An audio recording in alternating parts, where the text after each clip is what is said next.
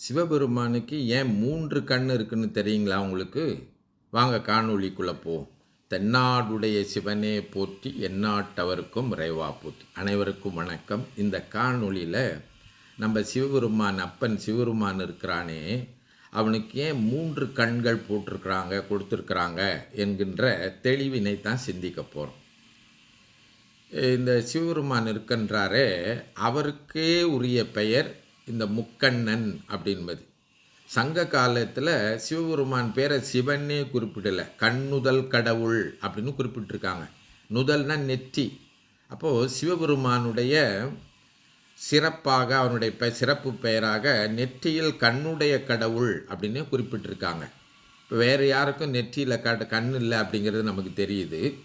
அடுத்து நம்முடைய திருமுறைகள்லாம் நிறைய சிவருமான் நெற்றியில் கண்ணுடையவனாக இருக்கின்றான். நானேயோ தவம் செய்தேன் சிவாய நம என பெற்றேன். அதில் எண்டோல் முக்கன் எம்மானே நன்றே செய்வாய் பிழை செய்வாய் நானோ இதற்கு நாயகமே அப்படின்னு மணிவாசகர் பாடுவார். இப்படி சிவபெருமான் நெற்றியில் கண்ணை கொண்டிருப்பதை திருமுறைகளும் மெய்கண்ட நூல்களும் சொல்கின்றன. சரி, ஏன் அதை அப்படி வச்சுருக்கிறாங்க அப்படின்னு பார்த்தீங்கன்னா, சிவபெருமானுக்கு இருக்கின்ற எல்லா அடையாளங்களும் உருவகமாகத்தான் சொல்லப்படுகின்றன. ஒரு கண் சூரியனாகவும், இன்னொரு கண் சந்திரனாகவும், இன்னொரு கண் அறிவு கண் அல்லது தீயாகவும் சொல்கின்ற வழக்கம் இருக்கின்றது. அப்போ சிவபெருமானுடைய நெற்றிக்கண் என்பது அறிவு கண் என்று சொல்லப்படுகின்றது. அதனால தான் இந்த திருவிளையாடல் படத்தில் நீங்கள் பார்த்துருப்பீங்க, நக்கீரர் தவறான ஒரு கருத்தை சொன்னபோது சிவபெருமான் நெற்றிக்கண்ணிலிருந்து தீ கிளம்பி நக்கீரரை எரித்து விட்டதாக பார்ப்போம். நெற்றிக்கண் திறப்பினும் குற்றம் குற்றமேனு. அதே போன்று தான் சிவபெருமானுடைய நெற்றிக்கண்ணில் இருந்து தான் முருகப்பெருமான் அறிவு வடிவாக தோன்றினார் அப்படின்னு நமக்கு சொல்லப்பட்டிருக்கின்றது. இதே இந்த நெற்றிக்கண்ணு எந்த சூழலில் சிவபெருமான் வெளிப்படுத்துவார் அப்படின்னு சொன்னால், வழக்கமாக புராணங்களில் சிவபெருமான் மரக்கருணை செய்வதற்காக இந்த நெற்றிக்கண்ணை திறப்பாராம். மரக்கருணைனா என்னன்னா, சினமடைந்து திறக்கின்ற கருணை. அப்போது இந்த கந்தபுராண புராணத்தில் கூட முருகப்பெருமான் தோன்றுகின்ற போது நீங்கள் பார்த்தீங்கன்னா, அந்த சூரபதுமன் தேவர்களுக்கும் மற்ற உயிர்களுக்கும் தீங்கு விளைவித்தான் என்று சொல்கின்ற போது தான் சிவபெருமான் நெற்றிக்கண்ணை திறந்து அதிலிருந்து முருகப்பெருமானை தோற்றுவித்தார் என்று அந்த கண் அறம் செய்வதற்கும் திறக்கப்படும், மரம் செய்வதற்கும் மரம்னா அடித்தல். வழக்கமாக சிவபெருமான் கோபப்படும் போது தான் அவர் அறக்கருணை உடையவர், அதனால் முருகப்பெருமானை தோற்றுவித்தார். கோபப்படுகின்ற போது இந்த கண்ணையும் திறப்பார் அப்படின்னு சொல்லப்பட்டிருக்கின்றது. இப்போது முப்புரவாதிகள் அப்படின்னு புராணத்தில் செய்தி வரும். இப்போ கந்த புராணம் மற்ற புராணங்கள்லாம் முப்புரவாதிகள்னு சொன்னால் 3 முனிவர்கள் இரும்பு கோட்டை, வெள்ளிக்கோட்டை, தங்கக்கோட்டை என்று 3 கோட்டைகளை கட்டி கொண்டிருந்தார்கள். அதை ஆணவம் கண்மம் மாயை என்று சொல்கின்றார்கள். அந்த 3 கோட்டைகளையும் சிவபெருமான் சிரித்தவுடன் அவருடைய நெற்றிலிருந்து தீப்பொறி கிளம்பி போய் அந்த 3 கோட்டைகளையும் எரித்து சாம்பலாக்கியது என்கின்ற ஒரு செய்தி புராணத்தில் இருக்கின்றது. அப்படின்னா என்னன்னா, சிவபெருமான் சினப்பட்டால், கோபப்பட்டால் நம்முடைய ஆணவம் கண்ணும் மாயை என்பது அடிக்கப்பட்டுவிடும் என்கின்ற ஒரு செய்தியினை நமக்கு தெளிவுபடுத்துகின்றார்கள். அப்போது இந்த உலகத்தில் வாழ்கின்ற போது இந்த ஆணவம் கண்மம் யான் எனதுன்ற செருக்கோடு நம்ம வாழ்கிறோமே, சிவபெருமான் நினைத்தால் அடுத்த நொடியில் அது சாம்பலாகி போய்விடும், நாம் இல்லாமல் போய்விடுவோம் என்கின்ற செய்தியை உணர்த்துவதாக அந்த முப்புரவாதிகளை எரித்த சூழல் இருக்கின்றது. அதே போன்று கந்த புராணத்தில் முருகப்பெருமான் தோன்ற வேண்டும், அதற்காக எல்லோரும் சிவபெருமானின் தவத்தை கலைக்க வேண்டும் என்று சொல்லி சிவபெருமானுடைய தவத்தை கலைப்பதற்கு மன்மதனை ஏவி விடுகின்றார்கள்.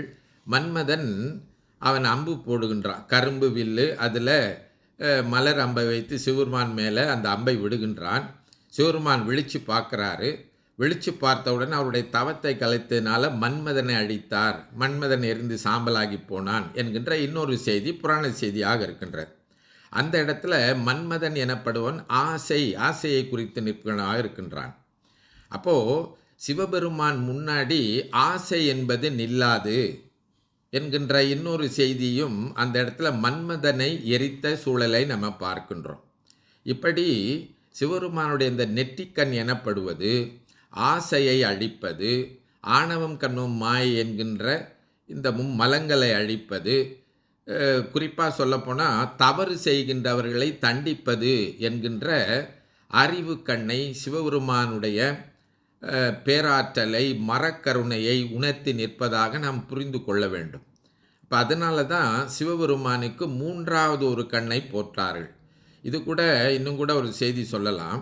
சிவபெருமானுடைய மூன்றாவது கண் என்பது எல்லோருக்கும் சிவபெருமான் அகத்திலே கொடுத்திருக்கின்ற ஒரு கண் என்று சொல்கின்றார்கள். அதை உணர்த்தி நிற்கின்றது என்று சொல்கின்றார்கள். நமக்கு புறத்திலே 2 கண் இருக்கின்றது. சிவபெருமானுடைய திருவுருளை பெற்றவர்களுக்கு அகத்திலே ஒரு கண் தோன்றும், அறிவு கண் தோன்றும். அதை சிவ அறிவு கண் என்று சொல்கின்றார்கள். அதை அகக்கண் என்று சொல்கின்றார்கள். அந்த சிவ அறிவு கண்ணை பெறுவதற்தான் நம்முடைய வழிபாட்டில் முதன்மையான நோக்கம் என்று சொல்கின்றார்கள். அதைத்தான் அவன் அருளாலே அவன் தாழ் வணங்கி என்று சொல்கின்றார்கள். அப்போது ஒவ்வொருவரும் அகத்திலே சிவ அறிவு கண்ணை பெற வேண்டும் என்கின்ற அந்த கண்ணை சிவபெருமான் நெற்றியில் வைத்து நமக்கு காட்டி கொண்டிருக்கின்றார். அந்த கண்ணை பெற்றால் நம்முடைய ஆணவம் கண்ணும் மாயை என்கின்ற மும்மலங்களும், அடுத்து ஆசை என்று சொல்லக்கூடிய பற்று என்று கொள்ளக்கூடிய பற்றையும் நாம் அறுத்து கொள்ள முடியும். அதை அறுப்பதற்கு பெருமான் துணையாக நிற்பான் என்கின்ற அரிய செய்தியினை சிவபெருமானுடைய நெற்றிக்கண் உணர்த்தி நிற்கின்றது என்பதை நாம் புரிந்து கொள்ள வேண்டும். அதனால தான் சிவபெருமானுக்கு அந்த நெற்றிக்கண்ணை போட்டிருக்கின்றார்கள். சிவபெருமான் அந்த நெற்றிக்கண்ணை திறந்தால் நம்முடைய ஆணவம் கண்மம் மாயை என்பது சாம்பலாகிவிடும். சிவபெருமான் முன்னாலே அது நிற்க முடியாது என்கின்ற அரிய செய்தியை நாம் புரிந்து கொண்டு, இது போன்ற செய்திகளை வெறும் புராண அடிப்படையில் மட்டும் நாம் சொல்லி நிறுத்தாமல், அறிவியல் அடிப்படையில், மெய்யியல் அடிப்படையில் நம்முடைய குழந்தைகளுக்கு இதெல்லாம் உருவகமாக அடையாளமாக சொல்லப்பெற்றிருக்கின்றது என்று பெரியவர்கள் முதல்ல புரிந்து கொண்டு, அதை உரிய முறையில் எளிமைப்படுத்தி நம்முடைய பிள்ளைகளுக்கும் மற்றவர்களுக்கும் தெரிவிப்போமானால் நம்முடைய சமயம் வெறும் புற அளவில் மட்டும் இல்லாமல் அக அளவில் ஒவ்வொரு உயிரும் பெற வேண்டிய தெளிவினை, அறிவினை, அகக்கண்ணை உணர்த்தி நிற்கின்றது என்பதை புரிந்து கொண்டால் மிகச்சிறந்த சைவர்களாக வாழலாம் என்று சொல்லி இந்த அளவிலே நிறைவு செய்கின்றேன். தென்னாடுடைய சிவனே போற்றி, எந்நாட்டவர்க்கும் இறைவா போற்றி. திருச்சிற்றம்பலம்.